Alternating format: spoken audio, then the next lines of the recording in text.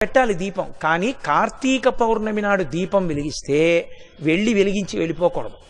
కొవ్వొత్తితో అస్సలు వెలిగించకూడదు దీపాన్ని. ఎందుకంటే అది చచ్చిపోయిన జంతువు యొక్క కొవ్వుతో తయారు చేయబడుతుంది. వెంటనే ఆ దీపం అపవిత్రం అవుతుంది. కాబట్టి కొవ్వొత్తులతో వెలిగించకూడదు, అగ్గిపుల్లతో వెలిగించకూడదు. కార్తీక పౌర్ణమి నాడు సుగంధమైనటువంటి దాంతో, అంటే అగరుపుల్ల వెలిగించుకుని అగరపుల్లతో దీపాన్ని వెలిగించుకోవాలి. వెలిగించి వదిలేయకూడదు. దాంట్లోకి వెంటనే అక్షతలు తీసుకుని చేత్తో పట్టుకుని దామోదరమావాహయామి అని కానీ త్రయంబకమావాహయామి అని కానీ రెండు మాటలలో ఏదో ఒకటి చెప్పాలి. అంటే దామోదరుణ్ణి కానీ త్రయంబకుణ్ణి కానీ దీపం మీదకి ఆహ్వానం చెయ్యాలి.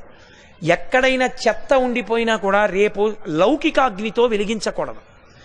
ఈ ఆవాహన చేయబడిన దీపంతో వెలిగించి ఆ దీపం దగ్గర నిలబడి ఒక మాట చెప్పాలి అందరు. కీటాహ పతంగాహ మశ